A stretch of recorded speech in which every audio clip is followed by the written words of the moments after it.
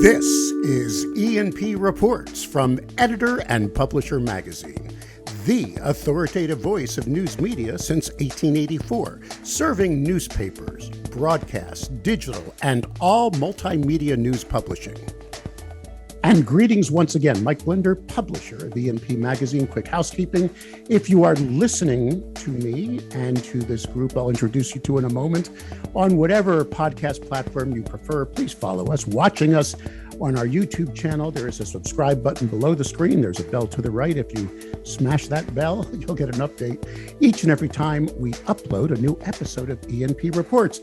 I'm going to take you to New England now. I'm going to take you to Boston and Rhode Island. I'm honored to have Lila Alphonse. Lila, you're the editor of the Rhode Island Boston Globe Media, correct? That's right. Thanks for having us. You call it the bureau, the office? We think of ourselves as more of a startup in Rhode Island. We're connected to the Boston newsroom, but separate from it. So we tend to refer to ourselves as Globe Rhode Island. But you're definitely part of the Boston Globe family, oh, yeah. correct? Mm-hmm. And one of the original writers, Dan McGowan. Dan, you've been with this office since its inception in 2019, correct? That's right. Yep, just past 3 years of since we launched.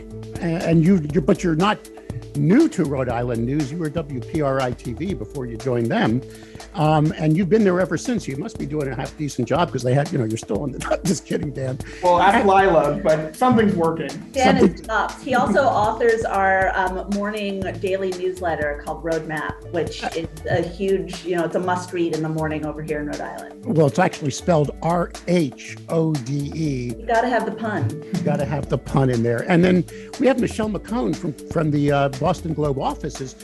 Michelle, you're Vice President of Innovation and Strategic Initiatives. I assume the reason you're joining us is this is all part of the Boston Globe's growth process. Am I saying that right?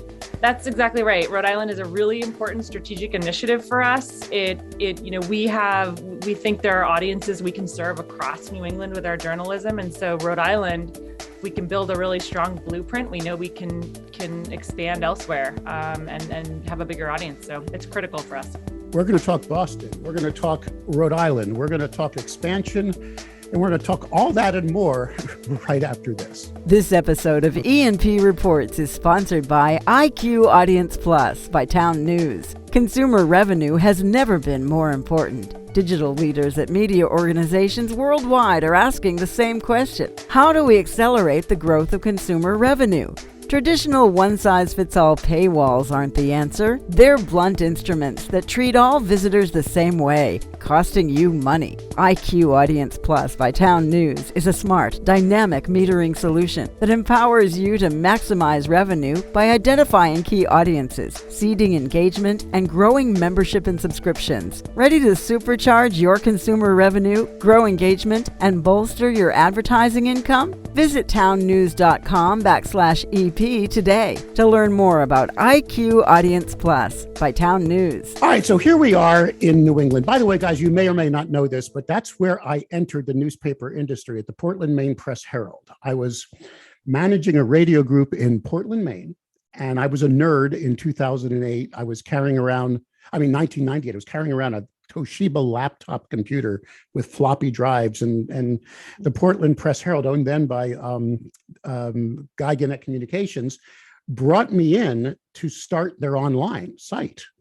And I was I was actually nominated as a digital pioneer back in 2003 from the Newspaper Association of America. And I was friends with Lisa DeSesto when she was working at the Globe. She was a fixture on the business side. That's right. And I was the sales guy. And so we used to get together and talk all the time and share notes. And then another part of our triad was ProJo. Mm-hmm. Because remember, at that time, New England, we were all expanding and trying to figure out this new thing called the internet. Mm-hmm. So I'm familiar with the markets. One of my first clients, I know I'm teeing this up, was the South of Boston Media Group in Quincy, which later became Gay House Media as in its growth, and all that. But I used to fly into Providence to go to Quincy. Did you know that? I didn't, because it was easier to drive north from Providence. Oh, way easier. I think it still is. Yeah, it still is. Much better airport too. Back then, this was like 2001, 2002, you had something going on in Boston called the Big Dig. Yes. That rings a bell. The largest I guess, municipal construction project still to date in history. But Boston.com had an amazing billboard back then. I don't know if you guys were with the company then. It used to say, right in the middle of the big dig, it just say Boston.com, the only site in Boston not under construction. Do you remember that billboard in downtown Boston? So I'm familiar with where you are. And I'm familiar with the fact that in some ways, this is going to be my first question, is the expansion into Providence because to some, Rhode Island is kind of a suburb to Boston?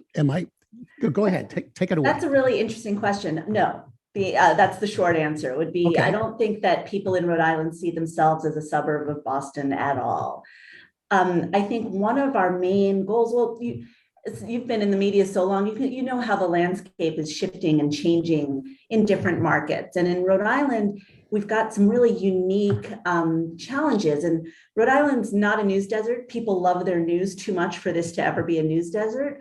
But there are certain stories and certain topics that don't really get the coverage they deserve because companies are hollowed out and owners have different priorities. And there was a real opportunity for us to serve the people of Rhode Island by coming here and kind of shining a light into dark corners and doing some of that investigative work and servicing some of those stories that maybe had started falling through the cracks. And Lila, you are the editor of this bureau, right. Office, or whatever you want to call it. And you've had 16 years at the Globe. So were you Boston-based and moved to Rhode Island? No, I was Boston-based, and then I left the Globe entirely for 10 years. Okay. I was at the Globe from 94 to 2010, and somebody once described me as the Globe's relief pitcher because I was in lots of different places. I started in living arts. I was the assistant national editor. I was down in IT for a couple of years with the new, rolling out a new front end system. I was in the magazine. I left there and went to Yahoo to learn more about digital journalism. I was a senior editor there and a page one or A1 writer, the front page writer there. And then after 3 years there, I ended up going over to US News and World Report, where I relaunched their special report section. And after a year, I became their managing editor for news. US News and World Report is entirely digital. They stopped their regular publication some time ago. So it was getting thrown into the deep end of digital journalism. And when there was an opportunity to come back and to work with the Rhode Island Bureau, which had just started, it was really a chance to take all the things I learned from 10 years away and bring it back to the place where I grew up as a journalist. I was super young, right out of college when I started editing at the Globe. So coming back was kind of a homecoming for me. But you live in Rhode Island, correct? I actually am the one person who lives over the border in Massachusetts. Okay. Everyone else on our staff, our deputy editor, our audience engagement editor, all of our writers live and work in Rhode Island. We should say we don't hold that against her. Thank you, Dan. She still has Rhode Island in her blood somewhere. I spent enough time down here to count. All right. So I went back to 2019 when you guys kicked this thing off, and I looked at a lot of the press releases and the initial press on this. And Michelle, were you part of that at the Globe when this expansion started? Were you part of that mission? I was not that early. I started in summer of 2020. Okay. So but you picked up these innovation and strategies of the Globe. Yeah. In 2019, you guys, and all the press I read, and actually, Dan, I have a quote from you as well. I think you were quoted in one of the pieces that Poynter put out, or E&P, us, or whatever. And your exact words, Dan, was, I have so much respect for the folks at the Providence Journal. Mm-hmm. Everybody was almost like, I think, coached to say nice things about the Providence Journal in 2019, when we all knew it was being taken over by a hedge fund. It was all this, push and shove, and there was some gutting of the newsroom. At that time, I think that Poynter pointed, boy, isn't that great? I put that sentence together, that there were only 14 people in the newsroom then at the ProJo, which was one of the most respected news entities in, I would say, the country, if not it was massively respected, but now down to 14. I got to ask, guys, you were so sweet about it. Oh, we love the ProJo. We're not here to take them on. We're just coming in to, you just said it yourself in a way there, Lila. In a way, there was a lack of some journalism going on, and you filled the void? I think that in a way, there's so much news in Rhode Island that it's difficult for any one entity to cover every single aspect of it. I also really firmly believe that a good story transcends location. A good story in Rhode Island is of interest to people everywhere. And we see that a lot with the readers who come to our site. ProJo is still extremely well respected here. I would say that in some respects, it's competing against its older self and its reputation. And it's hard to live up to something when you used to have 200 or plus journalists and multiple bureaus, and now you're down to 14 or so. Last week, we had the Rhode Island Press Association Awards, and the Globe brought home 27 of them, which is pretty great for our first time out. Providence Journal also did really well, but we're really competitive, I think. But people like their news, and people are happy to have other sources to get it from. Yeah, the old joke is that people say Rhode Island's a reporter's theme park. And if you think about a theme park, Rhode Island or theme parks have multiple rides, right? Mm-hmm. So, we think of this as a place where we can coexist with really strong television stations, really good radio, public radio here, and the Providence Journal. We're adding value here. We're not seeking to replace. Dan, you've been doing news in Rhode Island for a long time. Yeah, my entire career. It's hard not to look at Rhode Island and Providence as a non-news town. I mean, you've had the craziest government, some of the weirdest. Come on, governors, mayors. I mean, there has been so much stuff to uncover there. Is it still There's a lot here? Yeah, I mean, if you think about it, before I was a reporter, we had a governor who was accused of digging through a trash bin for a bribe. I remember that. We had Buddy Cianci, of course, right? Who was a notoriously corrupt and also charismatic and popular mayor here at Providence. I got to cover the tail end of him. I was the last guest on his radio show before he died, which was very disturbing. It's a coincidence. Yeah, it had nothing to do with me. But this is you're right. I mean, this is a place where people love their news, where there's a lot of interest, and there's a lot that happens. So it's not just the inside baseball politics. The average person here cares deeply about what's happening, and for good reason, because we need to be able to hold people accountable, because we've seen what's happened in the past. And it's not just Providence, and it's not just politics, which I find really fascinating. One of the stories that we won first place for was a deep investigation into what's going on in North Kingstown with high school coach who is accused of fat testing students in a very inappropriate way, and the ongoing investigation there. There's stuff going on in Newport. We're about to launch a food and dining section because the food scene here is crazy incredible. So there's just a lot here to cover, and I think a lot of people are interested in learning more about it. I'll be in Newport for the International Newspaper Group convention. Because that's where the president's located, and he just loves Newport's an amazing place. Michelle, I got to talk to you for a second here. I've been leaving you silent. Is this a strategy? I mean, that expansion of powerful brands are starting to go more regional, and no one is saying that's because hedge funds and corporations they're all being really nice to the competitors they're marching into. For example, we just profiled what's going on in South Carolina with the Post and Courier, who's expanded into, you guys know that they've expanded to the state capitol, and they're putting a lot of juice and energy into becoming a more regional powerhouse. Now, the Boston Globe's always been a regional powerhouse. There's no ifs, ands, or buts.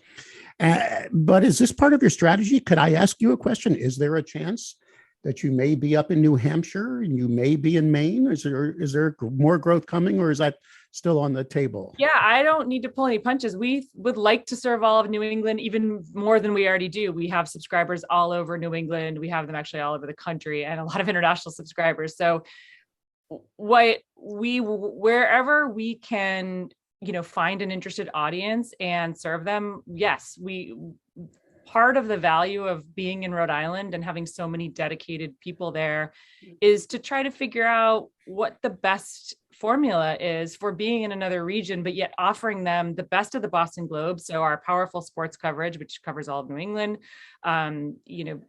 national stories and things like that, and offering that bundle along with the local content to Rhode Island. And if that works great, like it has been for the past 3 years, and we keep growing, we want to figure out what that formula is in New Hampshire and Vermont and Maine. Again, not to replace all the places that are already there, but to offer something complementary with our own unique bundle. That's really our vision. And again, without saying it, but maybe I'm putting the words on the table here, cards on the table, is there is more cutbacks in other newsrooms that may leave some story. Like, for example, isn't it recent? I'll take this back to Layla. Didn't the ProJo say recently, we no longer doing any editorials? We're not going to have a voice anymore. That wasn't quite it. It wasn't a Providence Journal decision. That was a Gannett decision across all of their print products. Okay, that's right. Correct. ProJo happens to be one of their flagship products. And they didn't eliminate editorials entirely. They're only running them on weekends. So you get a very curated, localized version of op-ed, but only on Saturdays and Sundays. We responded by publishing our submission guidelines. We welcome commentary any day of the week. And that's another good example of how it's not a replacement of one thing for another thing. It's another avenue, another destination for readers to get the information they want. One of the questions I asked up front in the email when I set up this interview, Michelle, was why is there a print zoned product for the Boston Globe being created for Rhode Island? And I was told no. How does the Boston Globe treat the print product, if I may be so bold, which I know is widely read, in any zone capacity or not now? Is it one Globe that you pull off the presses? It's one Globe we pull off the presses. I lived in Providence for 10 years. I always got way back when I got the ProJo and the Boston Globe. So we've never had a second print product for Rhode Island. What we're doing now, we have so much great coverage in Rhode Island that we're putting some of that Rhode Island coverage in print as it makes sense, but we're doing that for everyone.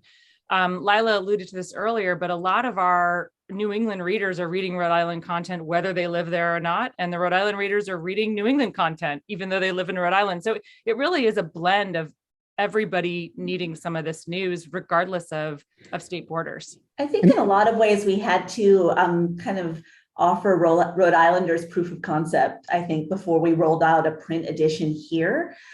We had to make sure that people wanted one. We had to make sure people wanted this other news source. So in the time that we've been here, our subscriber base, our digital subscriber base has grown, I believe Brian was telling me 3x to 4x, which is not insignificant. We do already have some print subscribers in Rhode Island. So the idea of a dedicated Rhode Island product is probably somewhere in the cards, but right now we're focusing on offering the best digital content we can and making it as platform agnostic as possible. We've got the site globe.com/RI. We've got Rhode Island Report, which is our podcast. We've got Roadmap, which is our daily morning email. We have Rhode Island News Alerts, which is another email product where we send out our best stuff throughout the day. We're launching a food newsletter. So there's a lot for Rhode Island. Yep, food and dining. There's a lot going on here. Lots of opportunities for readers, lots of opportunities for advertisers, lots of opportunities in a lot of ways. And that's all in the digital space. So I think there's more to explore before we stumble back over into the print side of things. Different readers like different things. Dan, you are you must get up pretty early to get that morning email out, right? He doesn't sleep.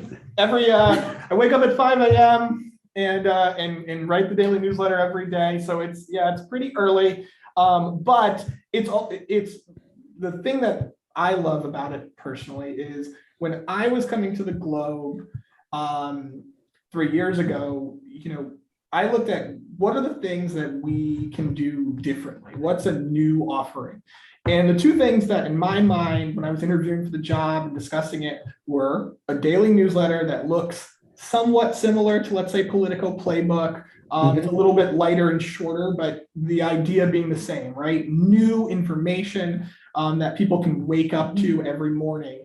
And then the other one was live events, right? Because there's an advertising space in there. There's obviously great brand building, and there's really community building, right? I thought a big part of the Globe's success would be coming down here and not just acting like everybody should pay attention to it because it was the Globe. We need to fit in here Part of that is hiring a great team of Rhode Island-based reporters. And part of it now is showing people that we deeply care about our community, that we want to be, leading on debates, leading on, important discussions about, what the direction of this state. And that's what we've tried to do for the first couple of years. Obviously, we got a little bit interrupted by the pandemic, right? And so live events, became a little bit of a challenge. But we're really looking forward to, expanding that now that we're somewhat coming out of it. Well, our events team took them virtual, so Yeah. might as well learn how to play in the space you're in. Right, So sure. we ended up pivoting to some virtual events that were very, very successful. But now that things are opened up, we're really looking forward to getting back into the live event space. And I don't mean event like, here, we're going to put on this music festival. I mean, we're sponsoring and supporting local events, but we're also doing our own things, whether they're fireside chats or panels with being moderated by our reporters. There's a lot here. I used to manage a group of radio stations in New England. We were based out of Portland, Maine, and I used to have satellite offices. And I used to put managers in those offices to handle mostly sales and business and all that. But they used to always feel like they were being treated like the ugly stepchild. You guys are not part of the Globe hustle and bustle, the Globe in Boston, when those incredible offices, everybody knows where they are. Do you ever feel that way? Do you ever feel like, we're just this little office off in Rhode Island, or do you get the love that you guys think? I don't really feel like an ugly stepchild. I feel very supported. The Henrys are incredible cheerleaders for what we're doing, and they like innovation. They like breaking new ground, and we're doing both of those things. If you break a story Mhm. that the Globe wants to pick up, you get to run with it, right? They don't say, well, let me give it to one of these Pulitzer guys over here or something. No, but we collaborate across departments. So one good example is the whole Rise of the Moors, the armed standoff that happened in Massachusetts last summer, almost a year ago now. Our reporter in Rhode Island, it was already familiar with the group. Collaborated with the Metro desk. We all covered the immediate news of it. And then the Metro side handled the court stories, which were coming out of Boston. And my team handled the background, the deep dives, the interviews, the explaining what is this group all about. And it all ran online as bostonglobe.com news. So there are lots of examples of that. When we're breaking news in Rhode Island, it gets featured on the homepage of bostonglobe.com, but it's also promoted across Rhode Island channels and company-wide channels. Yes, and Mike, I think what you're getting at, and it's a totally legitimate question, and I'll be completely honest with you. When I was hired to come and do this in Rhode Island, I was absolutely nervous about exactly what you just described, right? I had a pretty good job at the local TV station. It was fun, you're well known and lots of good ratings and all that stuff. And you come to the Globe and, you are nervous about, whose toes are you stepping on, and do you have the real support? The thing that's been great about this team, and it goes literally right to the top, ownership is deeply invested in doing doing the Rhode Island Bureau and potentially doing other ones. And so when you have the support of a wonderful team, Lila called herself a relief pitcher before. She's an ace. We have a wonderful editor and great leader. We have a great leader. We have a great team here. She didn't even pay me to say that. I just came up with it on the fly. Yeah. But we have Brian McGowan, who is a fantastically popular editor and an excellent editor, is another one who he comes down here. He supports us in a big way. He's approved expanding our bureau and having more reporters. So all those concerns were quickly addressed right away, and it's been just a really great story to tell so far. All right, let me ask Michelle now. Let's go back to corporate. Michelle, this sounds wonderful. You've got an editorial team so jazzed here, and I'm sure, and I've seen, and I checked, cranking out some amazing content. But Michelle, you got to be sitting in some meetings where they're looking at P&L, right? Is this office generating revenue for the Globe? Is that a priority? And how are they doing that? Because I didn't bring in any salespeople. And is there sales effort in Rhode Island? Are you connecting advertisers with readers there, Michelle? We are. And I think the best evidence of that is that we are pretty much almost 100% sold out of roadmap for most of the year. I got to think about how far we've sold this year. As an old sales guy, raise your rates. Yeah, well, I was also going to ask for a raise. So. Yes, and we need to get a raise. But that's an example. And one of the things we've done differently is, we have a very established sales team and commercial business in Boston that's been going on for many years, but we took a different approach in Rhode Island. We went newsletter first. Roadmap was our first product that we sold sponsorships for, which is, in a very sort of casual way. It's curated by Dan, so it's different than just a banner ad on a website. And so, yes, that continues to grow, which is why we've been able to add more reporters to the staff, is because we're growing the commercial side of the business. We're growing the subscribers in Rhode Island when you just think about the Rhode Island DMA. And that's why this works. And we're continuing to invest because of that growth. Do you have sales champions in Rhode Island? We have a sales captain, Steen, who. That's not a pun. I know we're the Ocean State, but it's not a pun. Good point. She lived in Rhode Island for many years. She knows the state well, and she knows a lot of the advertisers. And so she's in addition to having people that are experts in categories of clients, we have Christine that really knows the state, knows the product, and is a Rhode Island specialist. And I think it's that high touch approach for our clients that once people advertise with us, they want to do it again because they understand what we're about. So we want to try new things with them. We want to try new things with clients. Are you doing some regional selling as well, where you're offering some of the bigger agencies a chance to broaden their reach as well with the growing audience in Rhode Island? I don't know that we've done as much of that. I think we've been really focused on companies that are in Rhode Island and after the Rhode Island's audience first. That is an opportunity. Hyper local first. Makes sense. Yeah, that's been our approach, is to start in the state itself rather than the regional. Excellent. And I think we're seeing a lot of success with that, not just with the fact that Rhode Island is almost 100, Roadmap is almost 100% sold out. Roadmap reaches more daily readers than the Providence Journal's print circulation by nearly 3 times. Say that again. So nearly 3 times as many people as get the daily print Providence Journal get Roadmap. Well, right now, I tried to clock the ProJo's circulation. Mm-hmm. Last paid print circulation number I saw was down to 30,000. Right, and there's close to 80,000 people who get Roadmap every morning. Okay, and your open rates are pretty healthy, I assume. Yeah, well above 30%. So. Say that again louder. Well above 30%. Well, no, I'm because that's what I have. When I did my due diligence for E&P, people were telling me, what are you doing? This is ridiculous, because I had a small team under NDA. You don't want to, that thing's dead. It's dead. Why go after that old brand? What's dead? And I kept seeing open rates, Dan, they had a smaller database, was only 18,000. I got it up to 55 now, but I saw open rates at 30, and I saw a lot of social media sharing. I saw a lot of that. And I said, this brand ain't dead. That brand was alive and well. So when you push that email, does it proudly say Boston Globe in the subject line? That's my question. It says it does not say Boston Globe. It says Roadmap. Though our banner ad at the top, or the logo, says Boston Globe. All right. So you established this is why I wanted to get into this discussion. I want Michelle to join in as well, because you're the strategic lady and all that. You decided to have a separate brand rather than hang on the Globe's name. Yes, no, Michelle? Yes and no. So we chose a logo that says the Boston Globe, Rhode Island, because we know it's important to have the credibility of the Boston Globe, which is an extremely well-known brand, behind us, and understand that's what it means for the depth of journalism and expectations.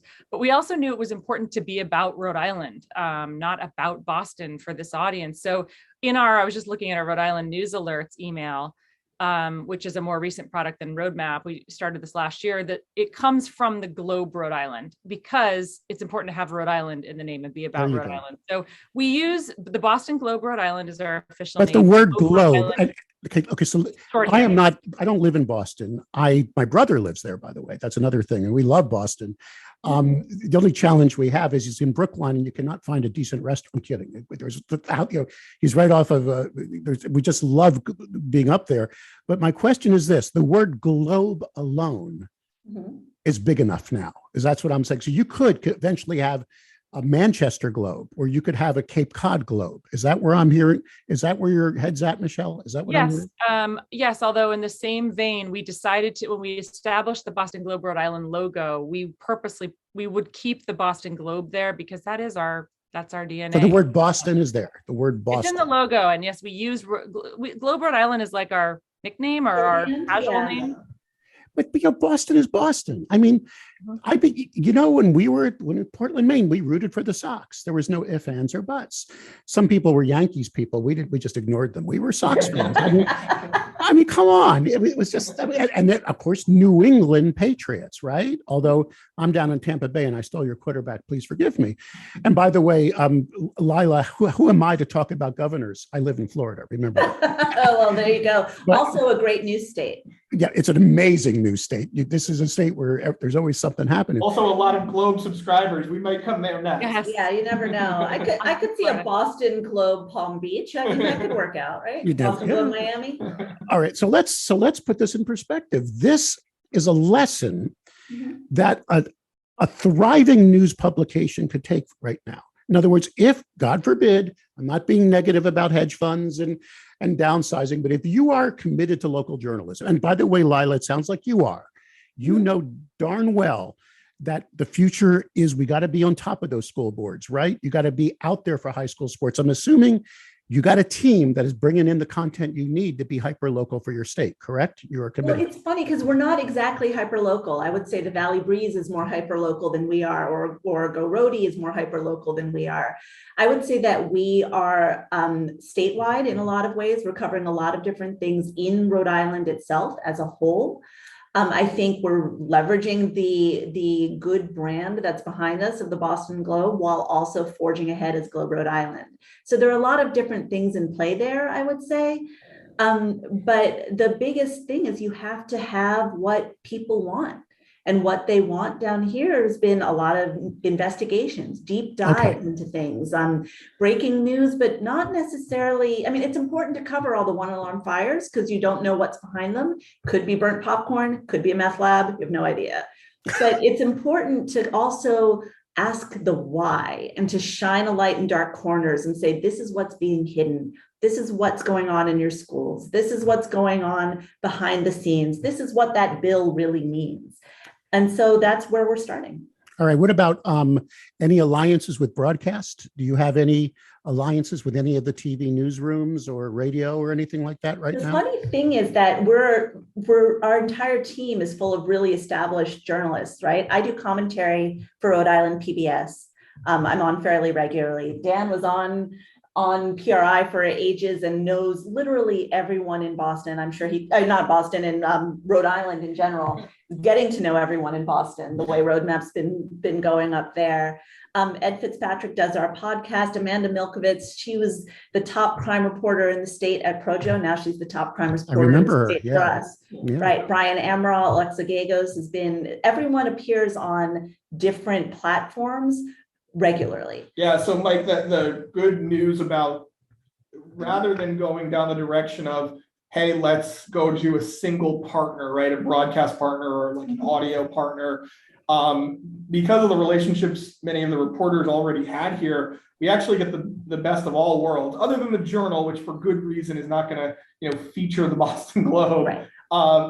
Literally just before we sat down, I was doing a radio hit with the AM radio station, about an election that's happening today. So we do TV, we do radio, we do lots of different things to be able to promote our work. Mm-hmm. So in 3 years, you guys have really established a brand where that was the goal. My word. Mm-hmm. Well, Michelle, you got to be just busting buttons down there, out there. Right? I mean, you got to be pretty proud of this, right? We are very, very proud. And I think the Rhode Island Press Association Awards was just a real, combination of all that work, but we are extremely proud and we think we can do more. So we're just keeping on. All right, there you go. Well, guys, if anyone wants to reference your content, it's bostonglobe.com/RI, correct? Yep. They can also get there through globe.com/RI. If they can't bring themselves to type in the Boston part, that will also get there. And we're on Twitter, LinkedIn, Facebook, Instagram, We're all over the place, so it's easy to find us. Your email addresses, and I want to compliment you on this, are accessible on your site. Yes. You don't hide them like some newspapers do. Fill out this form. You let people reach out to you by email and by Twitter, correct? Well, you can't build a community if you refuse to have a conversation. So if we want to be part of the community here or anywhere else, our readers have to be able to reach us and we have to be able to reach them. So that openness and transparency is part of the package. So go to the site and definitely reach out to Dan or Lila. Michelle, if any of our publishers would like to discuss with you strategy on expansion and how you can do this properly, especially with the amazing branding you're doing, what is your email address, Michelle, so someone could find you? Sure. It's Michelle, MICHELLE.MyCone, MICONE @globe.com. And happy to have that conversation. We talked to a lot of other regional publishers, even in some in Europe, about different ways we're growing our business. And we always welcome that conversation to learn from someone else and to have someone learn from what works for us.